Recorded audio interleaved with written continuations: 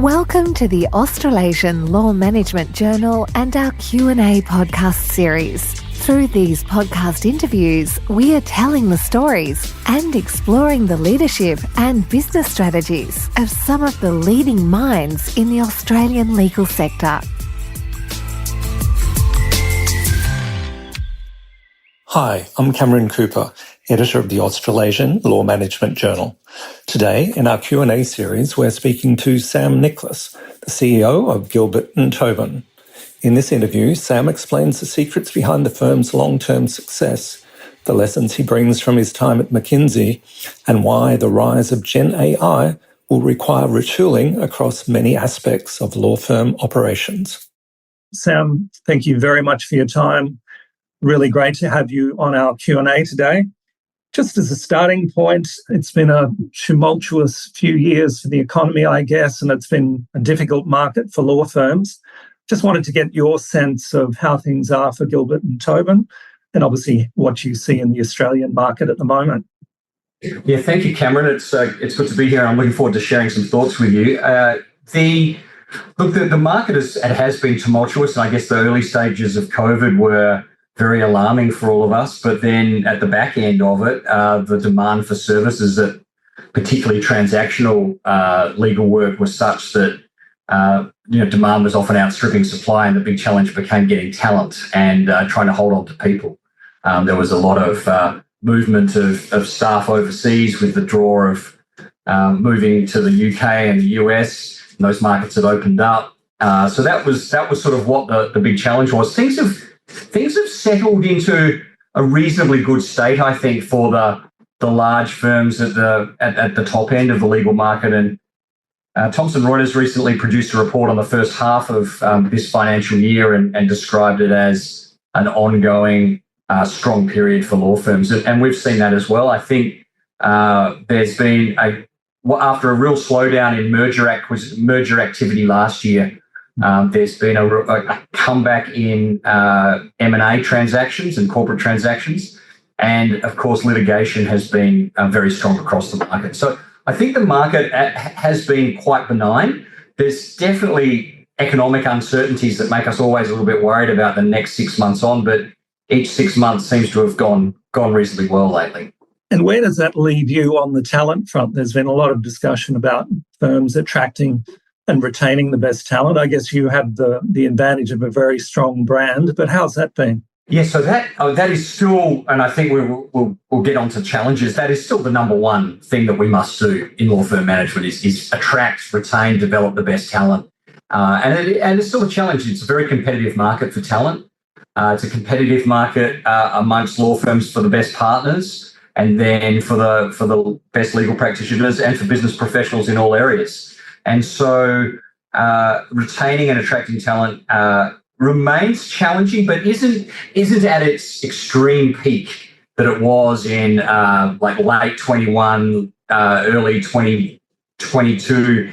It has sort of reached a bit more of an equilibrium. We track it's our rolling 12-month attrition rate for lawyers, and that peaked up getting close to 25%, meaning we're almost turning over our entire lawyer base every 4 years, really. And so that's unsustainable at that level, but it's way down from that at the moment. So it's a bit more imbalanced, but for the very best people in specialist areas, it's still one of those things that we have to be constantly looking for people and recruiting. I should ask you, what are you doing on that front to ensure that the best people do stay with you? Yeah, so there's a few things that are really important. We have a view that and a long-standing policy, I guess it is, and Danny Gilbert, our founder, constantly reminds us of this, that we need to be making sure that we pay our best people at the top of the market, and we're very committed to that. Of course, there's a lot of subjectivity in that. Who's the best and what's the market and what's the top? We have to constantly be looking at that. So paying well and having competitive remuneration is vital, but it's not enough. That's the sort of thing that a competitor can match with a stroke of a pen if they really want to. Maybe they can't sustain it for a long time, but they can certainly do it in a short term. overseas can really beat us on that if they want to in many ways. So it needs to be more than that. It needs to be built around people feeling like they've got the best opportunities here. And so we're doing a lot of work on, whilst maintaining that remuneration position, what are the non-remuneration things that are actually, in the long term, much in a net present value sense, are even more valuable, like the opportunity to work on the best types of matters, get opportunities to build your career, and even embracing things like people going overseas at some point in their career and not fighting that as a negative, but thinking, okay, that's a positive for their development, and helping and encouraging people to do that in a way that they come back to us. So a lot of work goes into this. I should mention that I've been doing this role for the Law Management Journal for about 20 years, showing my age, no doubt. And the first edition, which I worked on, was a hard copy in those days, and Danny Gilbert was on the cover. So there you go. Yes, he was. Nice. He's still very much involved in everything that we do. I'm sure he is. Which brings me to that question about the longevity of the firm and the strength of the firm over so many years. You know, it is a tough market in Australia. It's a tough market in legal services, the legal services world in any country. What do you think are some of the reasons that Gilbert and Tobin has been so successful for so long? Yeah, it's something that we ask ourselves often because we want to make sure we don't lose it. Because the firm has done I think, a remarkable job in coming from where Danny and Tony started at being nothing really, and just starting out as in a niche way, and then moving up to where we sit in the market now. And I don't think it's probably happened in other markets at all. And I just reflect on your point. Australia is an incredibly competitive professional services market. I used to work at McKinsey, and I remember the office in McKinsey was evaluated by a partner who was based somewhere else in the world, and they came down to visit us to review all of our performance as partners. And this partner from overseas said, I flew into Sydney this morning and we flew over the harbour, and I looked out the window and I thought, no wonder this is a tough market. And it's because it's a great place to live. We have incredibly strong education. We're very attractive to high talent people from other parts of the world who want to live and work here. And yet we actually are a relatively small domestic market. So there's a lot of talent competing for not that many major clients. So it is a competitive market. Well, what I think's worked very well for G&T has been that sort of entrepreneurial energy. There's a slide I use in induction for new starters that I found from 1988, and it was in Danny's original memo to the firm, his practice plan, and he uses this term. He said, the service will be of a very high standard, prompt and less expensive than the larger firms. And that was the positioning that the firm had at that time. And kind of this positioning of, we want to really do the top work and be at the highest standard, but we're going to do it somehow a bit differently from the others. That was how they got started, and that stays with us. We've got bigger, so we have to have more of the things that a big law firm's got when you come to legal management and law firm management, but we still try to be a little bit different. And one of the key things in that is this a sense of personal opportunity. And I mentioned and personal return. So a lot of freedom for partners to pursue their own practices, and really good rewards if they're successful in it has been a big part of our mantra. But it's really been getting great people, attracting great people in, incentivizing them, and then letting them find the opportunities, as opposed to necessarily having some master plan of which opportunities to go after. Very people-driven. Well, the formula seems to be working. We'll come back to the firm in a moment. On a personal level, I'm interested in your background, and obviously you've had a very successful career. Before you joined Gilbert and Tobin, you mentioned McKinsey, and there's the likes of GPT Group and Aristocrat Leisure. And I'm very interested to know the sort of lessons that you picked up from the likes of McKinsey that you've brought into your current role. Yeah, thank you.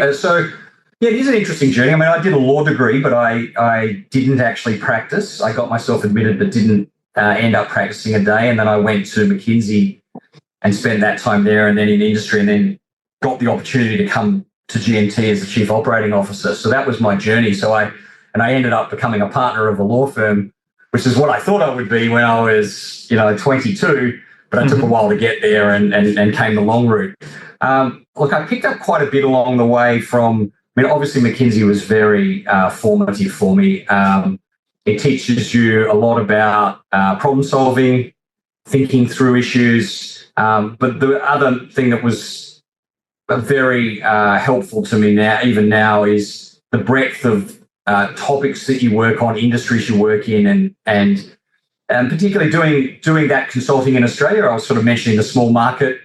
You don't specialise like the colleagues we had in the bigger markets who would, after 2 years, they'd be a telecoms marketing consultant. Well, we couldn't do that in Australia. You wouldn't have enough work. So we were doing everything. So I think it's helped me to form myself as a generalist. And I'm sort of proud to say I know I can work across a lot of different things. Maybe sometimes, I'll go mile wide, inch deep, but I think that's the thing that I've taken from that experience more than anything is being able to relate to different functions and different industries and sectors.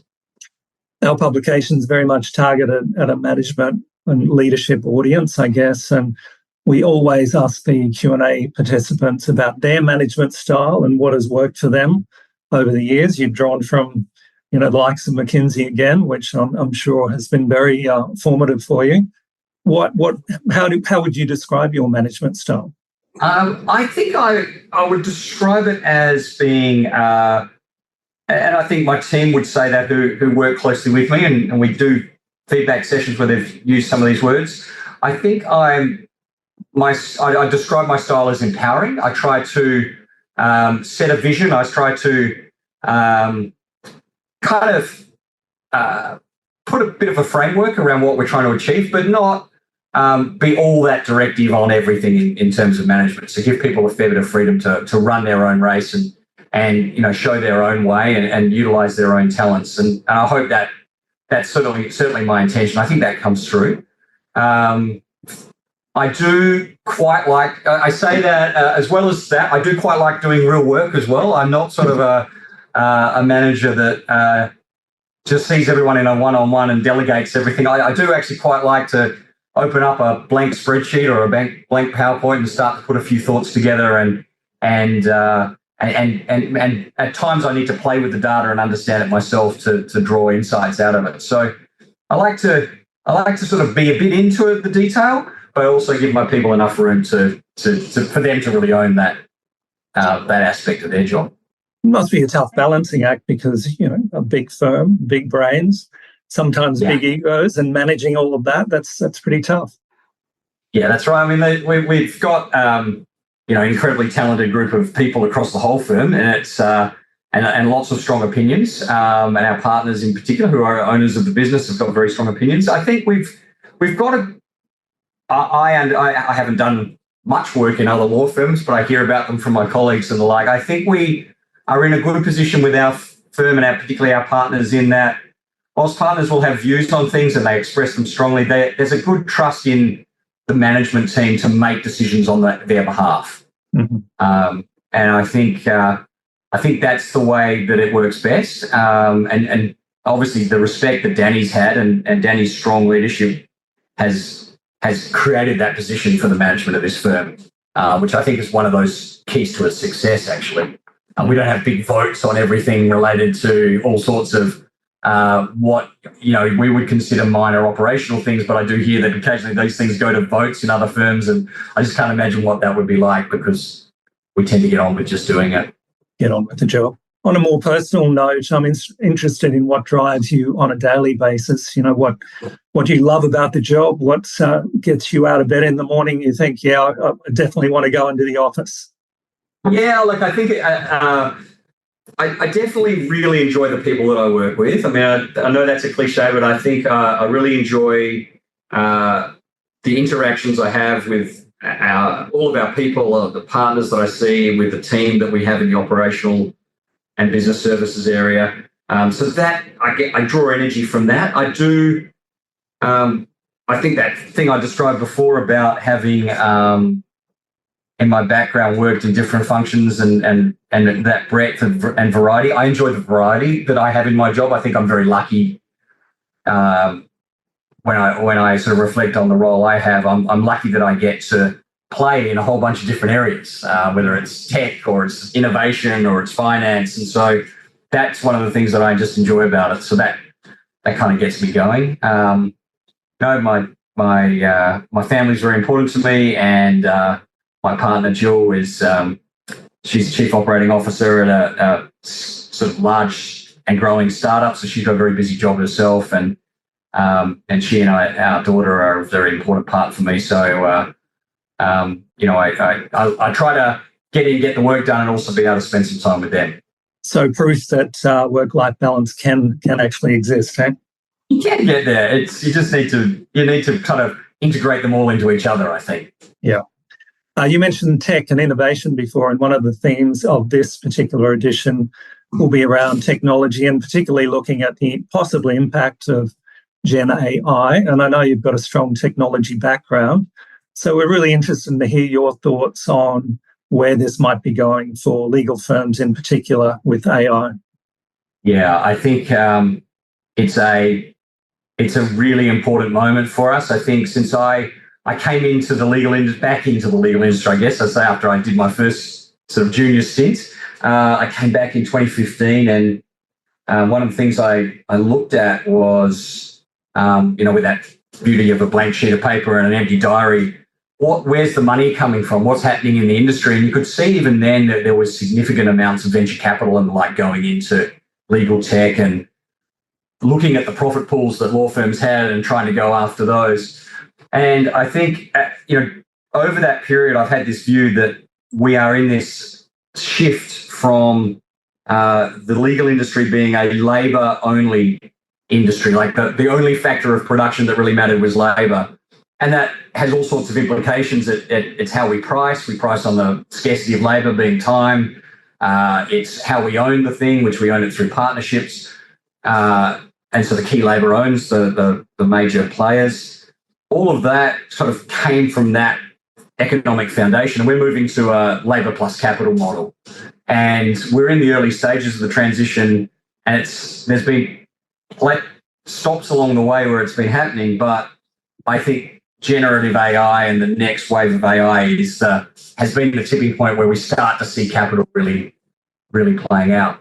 Now, has it completely landed and changed yet? No. I mean, I think late 22 was the burst of excitement. 23, we're all grappling with how can we use it and what are the rules. I think 24, we're going to start to see use cases deployed, people getting confidence, taking a bit of risk on it, and starting to see it being useful. And I think 25, 26, and a couple of years that follow, I think it'll become necessary for firms to have a good suite of AI that their lawyers and people are using. Otherwise, I think they'll get left behind. So big change for us. I think, one of the things we've reflected on in getting ready for it is if AI does what it's going to do, the pivot to AI that we'll need to do across our businesses is in a lot of different areas. It will change the way we have to think about recruitment. It'll change the way we think about performance management.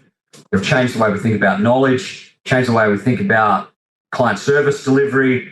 It'll change how we have to think about pricing as well, because the billable hour and pricing off time scarcity may not make sense anymore. So there's just a retooling that's going to have to happen, and it's going to be quite significant.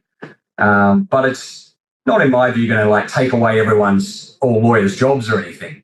They're going to be a very important role. They're going to continue to be part of the industry and very crucial. Working with AI is going to play a big role. So it's not it's not a shift from labour to capital. It's labour plus capital. And on that recruitment front, Sam, clearly in the past you've been getting the best lawyers out of the best law schools to come and join the firm. How does that switch with Gen AI? You're looking for really tech-savvy people coming through the ranks and potentially changing the direction of the firm as a result of those skills. Is that correct? Yeah, I think so. I mean, I think we'll still be wanting the very best lawyers that we can get as well. I think I think the very best lawyers, almost by definition, will also be pretty tech savvy. Whether they'll need to be, developers and have that level of tech, I think is debatable. But we'll need to augment that with some more pure tech skills, and people who are able to walk in those two worlds, I think, are going to be very valuable. So, I think that the strengths of really good legal reasoning, legal analysis, and the smarts around that are still crucial, as well as the human skills that technology can't do as well. But yeah, I think that we may recruit through different streams for certain technology roles, or we're going to be looking for that amalgam as well. So it will definitely change the outlook for where we're looking. And I hear on the grapevine, Sam, that the firm's offered some bonuses for staff who have come up with some great AI ideas or how to use AI better within the firm. Is that correct? That's correct. The AI bounty. We did that last year, and it was a really good kind of way of getting things started on AI. The rationale for it was that the way generative AI works is, and it's almost like, that when it launched with ChatGPT, there's no instruction manual. And even the people who made it didn't really know what it could do. And people were just trying things with different prompts. I'll try and write a poem, or I'll try and get it to do this piece of code. Or we didn't really know. It was the possibilities were endless.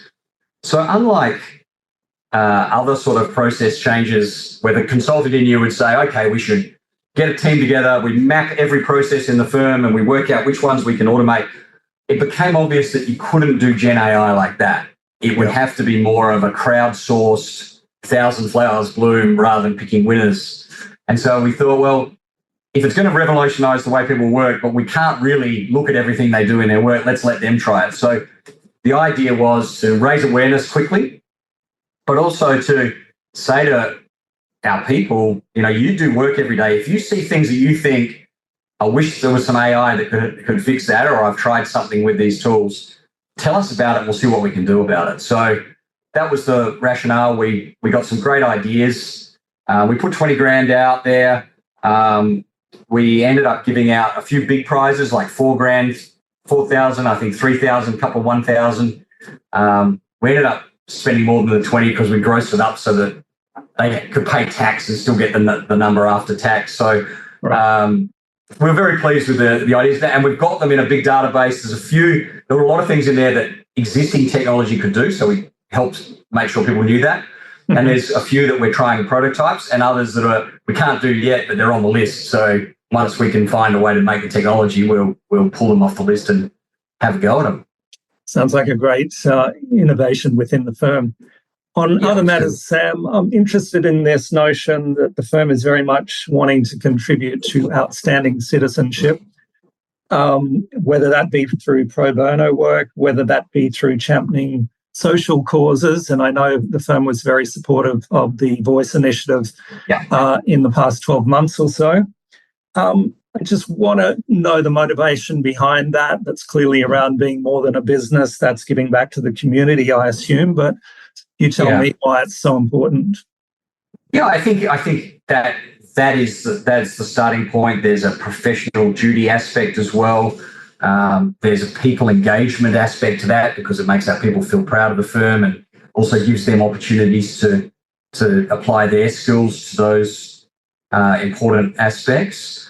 There's also, I think, an important element that being a good corporate citizen is also important to maintain as part of the client-facing business strategy, because business, and that's being us and our clients, is under increasing scrutiny from regulators and from the public, and trust in business has been eroded, and there are a lot of examples about that. And I guess clients will want advisors that are meeting that test as well. So, there's just it's the right thing to do aspect, but when you kind of think it through, it has important implications. And it's not just to being able understanding that, and citizenship and how we need to respond as a firm is really helpful in how we need to advise clients about their responses as well. So, there's a number of different dimensions for why that's important, and a lot of people at G&T are involved, and a lot of people we're all very proud of what we do in that area. I know, Sam, that Gilbert and Tobin has a very high proportion of female partners within the firm. Clearly, that is something that's very important. And I'm wondering what sort of impact that's had internally on the firm and for your clients. Yeah, I think that the fact that we, from an early stage, had a significant proportion of our partners being women. I say significant with a big asterisk on it because it's in the context of the legal industry and it's less than 50%, and it should be getting close to 50%, and that's where we're pushing it towards. But I guess compared to other firms in the market, we had a number of very strong women partners and a larger number of women partners, and that helps us to this day because there's been role models there. And recently, the release of the gender pay gap report came out, and amongst the large law firms, it showed our gender pay gap was lower than others in the industry. And I think that's a legacy today from the fact that we've had a larger number of women partners over all those years, because that also means we've got a higher proportion of senior women lawyers, and that has helped us with that gender pay gap. There's still a gender pay gap in favour of men when we add up all of the people, but it's smaller than others. And because we've got, we can attract and help women to stay in our firm longer because of having the partners that have come before. That's a real benefit to us. So we recently hit the target that we set to have 40% of our partners being women, and we then had to say, okay, we've hit that target. We've now reset a new target at 45. We want to get to 50. We want it to be, it'll be 49 sometimes and 51 depending on the comings and goings of different partners, but it'll be sort of within the margin of error around the 50. But I think we have a strong amount of diversity. This is important to our clients, and they want to see that they're working with diverse teams. And increasingly, we're actually seeing clients ask for specific data about this. Mm-hmm. So the pioneers who were the early women partners at G&T, we owe them a lot. And they must be very proud to see what's happening within the firm and for those targets to be achieved progressively, I suspect. That's correct, yes. Yeah, they are. Sam, in the last minute, I've been asking a lot of questions, but I'll turn it over to you. I'm wondering if you have any final messages that you want to get across to your peers or other people in the legal services industry. Are there any messages that you wanted to get across? Oh, look, I think a message that I would get across, having worked in other places and then having spent the last 9 years here at G&T, is that I think legal, being in the management role in law firms is a great job. It's very rewarding. They are terrific places to work. I know that at times, and we all of us who work on the management side will sometimes talk about, and we do sometimes get together, and there's often a bit of a joke about what it's like. The expression of herding cats and dealing with your partners can sometimes be frustrating. But I think that they're really good businesses, and you should enjoy it and look for the best ways to kind of really add value to the places where you work. And I think there's a lot of reward and accomplishment to be had. Well, congratulations on the success of the firm. Congratulations on your role within it. And thanks for sharing your insights today. Well, thanks, Cameron. I hope it helps, and I've really enjoyed it. Thanks for your interest in G&T. Thanks for listening to the Australasian Law Management Journal Q&A podcast. If you enjoyed this episode, please consider subscribing. For more law management insights, please visit lmhub.com.au.